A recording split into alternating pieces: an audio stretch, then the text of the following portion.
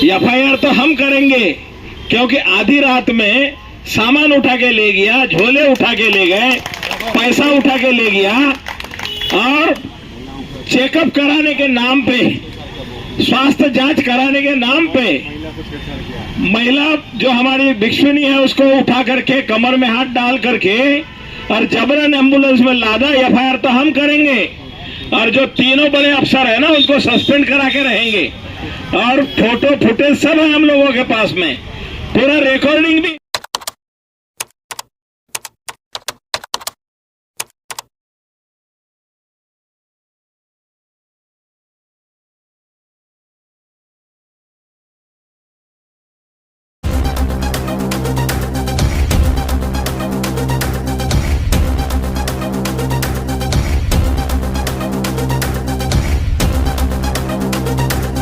करने की जो बात आई, बनते हमारे जो साथी है सुनीत पाल, उन्होंने बताया कि एफआईआर की कॉपी लेके कोई आया था तो देने के लिए, तो उनको बोला कि जो है डाक से भेजिएगा, जाओ, उसको रवाना कर दिया।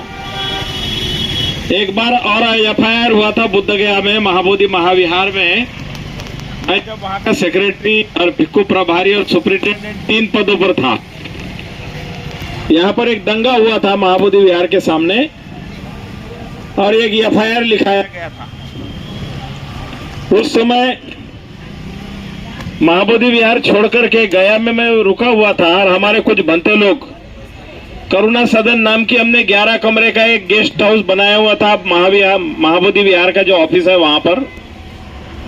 उसमें हमारे साथी लोगों में तमाम बनते लोग कमरे में बंद थे। 4-5 दिन तक के वहां धरना प्रदर्शन कर रहे थे, भूख हड़ताल कर रहे थे। तो पुलिस ने एफआईआर दर्ज किया। उसमें क्या लिखा था,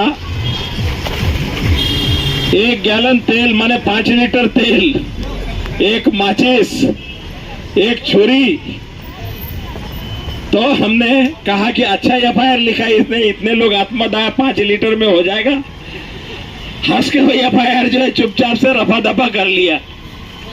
तो ऐसे एफआईआर तो हम करेंगे, क्योंकि आधी रात में सामान उठा के ले गया, झोले उठा के ले गए, पैसा उठा के ले गया और चेकअप कराने के नाम पे, स्वास्थ्य जांच कराने के नाम पे महिला जो हमारी भिक्षुनी है उसको उठा करके कमर में हाथ डाल करके और जबरन एम्बुलेंस में लादा। एफआईआर तो हम करेंगे और जो तीनों बड़े अफसर है ना उनको सस्पेंड करा के रहेंगे।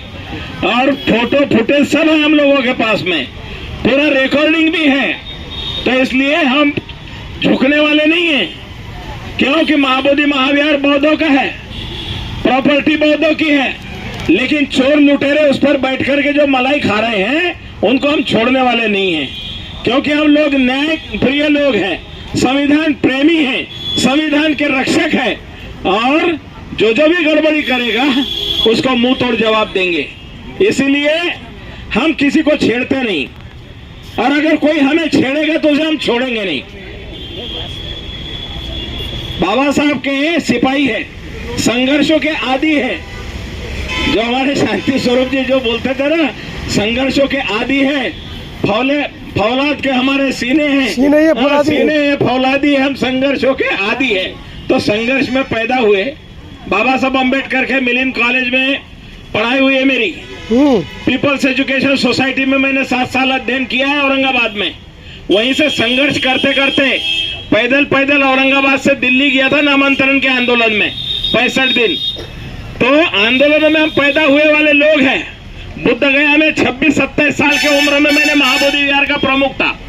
6 साल तक के महाबोधि विहार के सामने जो जितना पत्थर बिजली जो भी लगाया है, धमकियां मिलती थी, रोज बहुत धमकियां देते थे।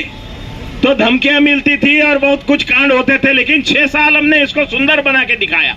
महाबोधि विहार को सुंदर बना के दिखाया। महाबोधि विहार का जीर्णोद्धार करने के लिए 45 लाख रुपए इकट्ठा करना था।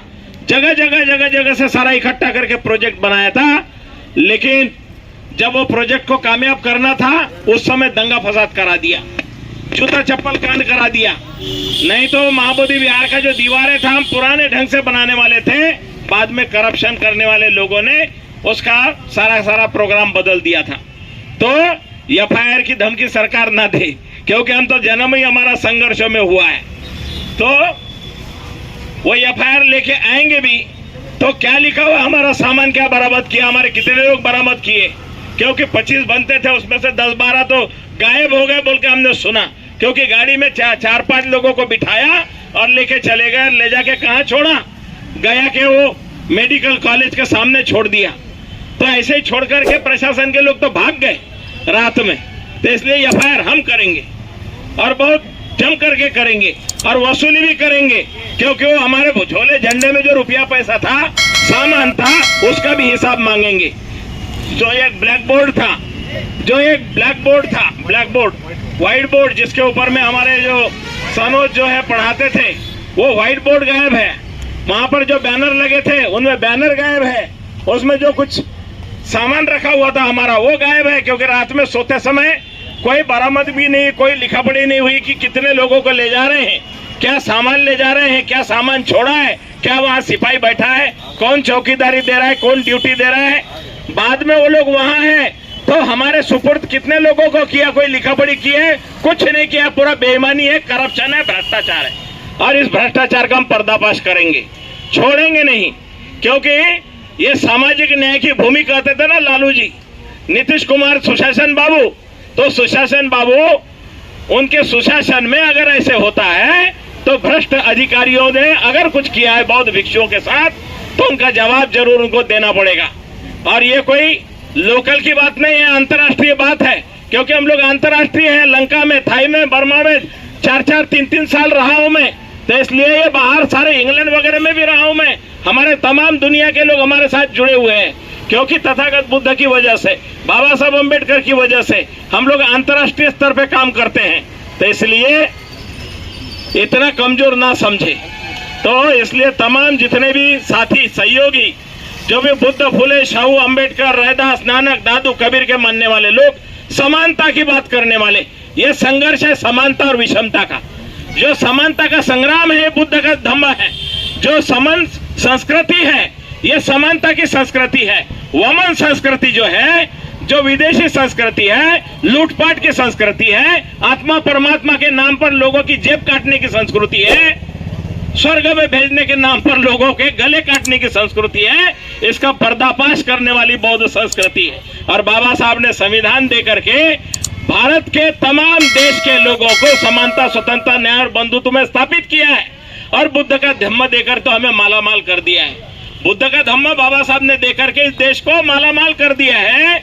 और हमें अपने पुरखों से, हमारी विरासत से, हमारी बौद्ध गुफाओं से, शिलालेखों से 84,000 सम्राट अशोक की विरासत जो जहां है